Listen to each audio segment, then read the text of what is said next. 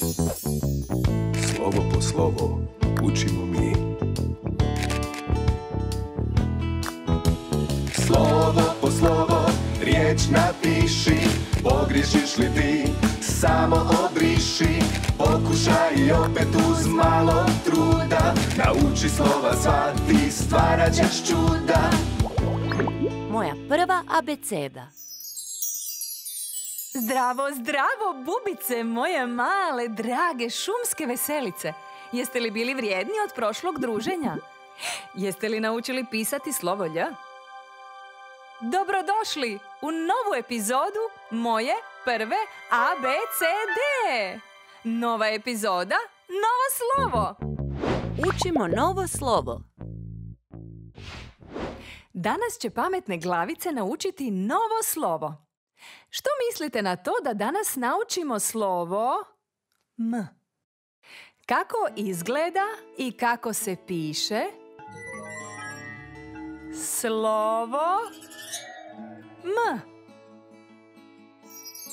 Slovo M je jedno široko slovo. Mnoge riječi počinju slovom M, a među njima je jedna koju svi jako volimo.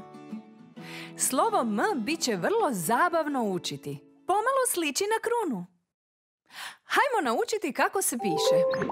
Jedna ravna crta prema gore, pa kosa prema dolje. Jedna kosa prema gore, pa ravna prema dolje. Ponovimo još jednom. Jedna ravna crta prema gore, pa kosa prema dolje. Jedna kosa prema gore, pa ravna prema dolje. Slovo M. Pogledajmo koje sve riječi počinju na slovo M. Mačka. Miš. Medvjed.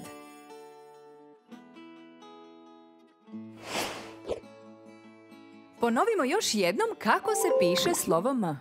Jedna ravna crta prema gore, pa kosa prema dolje. Jedna kosa prema gore, pa ravna prema dolje. Tako je! Izgleda baš kao kruna. Poslušajmo novu pjesmicu koja će nam pomoći da savladamo slovo M. S 4 crte slovo M se piše, pogriješiš li, ono lako se briše. Mali miš, medvjed ili mačka, ili možda neka riječ dugačka. Slovo M ponavlja se često, olovku u ruke pronađi mu ti mjesto. Ponovimo kako se piše slovo M. Jedna ravna crta prema gore, pa kosa prema dolje.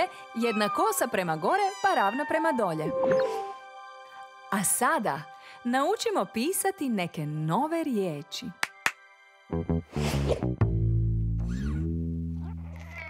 M, A, Č, K, A. Mačka. M, I, Š. Miš.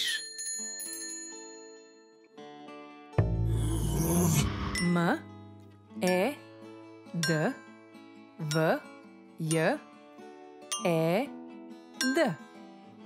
Medvjed.